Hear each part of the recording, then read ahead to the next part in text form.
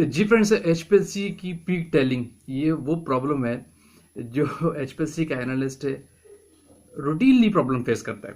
इसके पीछे बहुत सारे कॉजेज इंपॉर्टेंट पॉइंट्स है। इस पे एक तो सबसे बड़ा इंपॉर्टेंट रोल आपके एनालिस्ट खुद होता है। एनालिस्ट खुद इन्वॉल्व होता है इस पीक टेलिंग के पीछे।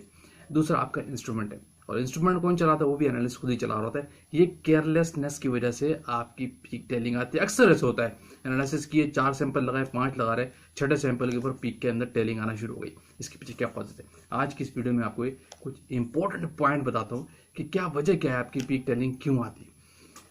आगे चलने से पहले आप देख रहे हैं मेरा चैनल वॉइस ऑफ ज्ञानी और मैं सफदर खान ज्ञानी। वीडियो को एंड तक देखिए ताकि कॉन्सेप्ट क्लियर हो, जो एचपीएलसी का यूजर है, एनालिस्ट ऑपरेटर है, उसको क्लियर हो जाए। देखिए, सबसे पहला जो इंपॉर्टेंट पॉइंट है पीक टेलिंग के पीछे, वो आपके कॉलम की परफॉर्मेंस है।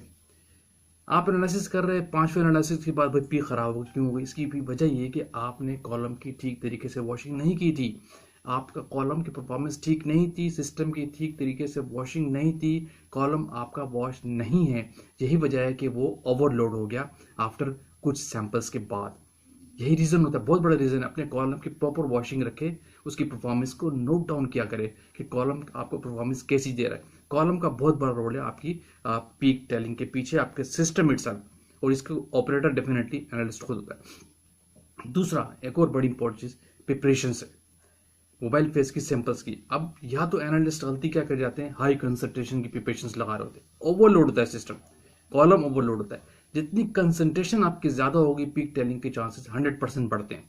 ठीक है, हमेशा कंसंट्रेशन को कम रखें, अपने सैंपल के पीपीएम को कम रखें, माइक्रोलीटर को कम करें, डिटेक्शन लिमिट में लेके आए, लेकिन ऐसा ना हो कि डिटेक्ट ना हो। पीपीएम जितना आप कम रखते हैं, क्योंकि सेंसिटिव टेक्निक है, लो कंसंट्रेशन में आपकी पीक की शेप शार्प आती है। सही है, वरना क्या हमेशा आप पीक टेलिंग का प्रॉब्लम फेस करेंगे, रिटेंशन टाइम का प्रॉब्लम फेस करेंगे, सिस्टम में तरह तरह के बैक प्रेशर की प्रॉब्लम आएंगे अगर आपकी कंसंट्रेशन बहुत हाई है। हमेशा पहला प्रॉब्लम कॉलम की परफॉर्मेंस चेक करें। दूसरा इंपॉर्टेंट पॉइंट है, आपने सैंपल्स की कंसंट्रेशन को कम करे, या तो बहुत ज्यादा आपने हाई कंसंट्रेशन लगा लिए। ठीक है, ये बहुत इंपॉर्टेंट है। अच्छा, तीसरा इंपॉर्टेंट पॉइंट आपका है मोबाइल फेस।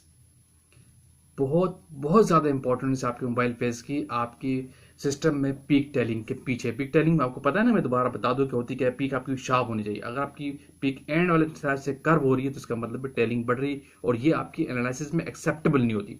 आपको एक्यूरेट एरिया नहीं आता। जब आपको एक्यूरेट एरिया मेजरमेंट नहीं आएगा क्वान्टिफिकेशन में, क्वान्टिटेशन में, तो डेफिनेटली आपके रिजल्ट ठीक नहीं आएंगे। इसीलिए पीक टेलिंग एक्सेप्टेबल नहीं है, एक लिमिट तक एक्सेप्टेबल। अच्छा, दूसरी चीज़ है मोबाइल फेस। मोबाइल फेस के अंदर जो है ना, सबसे इंपॉर्टेंट चीज़ है वो आपकी पीएच है। जब आप एनालिस्ट रूटीन में काम करते हुए पीएच सही तरीके से मेंटेन नहीं करते, आपका रिटेंशन टाइम भी आउट रहेगा और पीक टेलिंग बढ़ जाएगी। डेफिनेटली डेफिनेटली इसकी वजह क्या है कि पीक टेलिंग पीएच से बहुत ज़्यादा रिलेटेड है। और इस क्यों रिलेटेड, इसकी वजह क्या है कि आपकी मोबाइल फेस की जो पीएच है वो रिलेट करती है आपके सैंपल के पीके वैल्यू से। पीके वैल्यू और पीएच वैल्यू एक फॉर्मूला होता है, पीएच बराबर equal to pK value minus log की पावर होती है। उससे आप किसी भी एनालाइट की पीके वैल्यू निकाल लेते हैं। लेकिन जब आपकी पीएच सैंपल की, मोबाइल फेस की, और सैंपल की पीके वैल्यू जब क्लोज हो जाए, पॉइंट्स पे डिफरेंस आ जाए, तो डेफिनेटली श्योर बात होती है कि आपके सैंपल के एनालिसिस में पीक वैल्यू के दरम्यान पीक टेलिंग बढ़ेगी। तो कभी भी ऐसा नहीं रखे। उसकी वजह क्या है, आप ड्यूरिंग एनालिसिस में कैसे हो गया, आपने पीएच सपोर्ट रिकमेंडेड थी 7, आपने मेंटेन कर दी 7.5, तो वो पी के वैल्यू के सैंपल के करीब हो गई, पॉइंट्स पे डिफरेंस आ गया, तो डेफिनेटली पीक टेलिंग हो जाएगी। आप इसको कंसिडर ही नहीं करते। तो हमेशा याद रखिए कि पीक को एक्यूरेट मेंटेन किया करें। कभी पीएच जो डेवलप मेथड के अंदर मेंशन है उसी पे पीएच मोबाइल फेस को मेंटेन किया करें। दूसरा, अगर आप डेवलपमेंट कर रहे हैं, कोई डेवलपमेंट कर रहे हैं, new mobile face, new method develop कर रहे हैं, उस दौरान अपने मोबाइल फेस की पीएच और अपने सैंपल की पीके क्लोज नहीं रखे।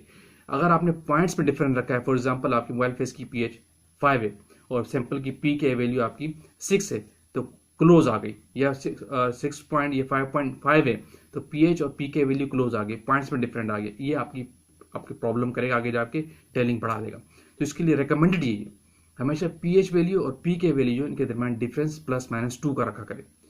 इसीलिए जो सेट मेथड पे काम हो रहा होता है, सेट पीक्स आ रही होती है, यही वजह होती है। वो डेवलपमेंट के वक्त उनकी सैंपल की पीके जिस मेथड डेवलप होता है और मोबाइल फेस की पीएच के दरमियान 2 ± 2 का डिफरेंस रखा जाता है।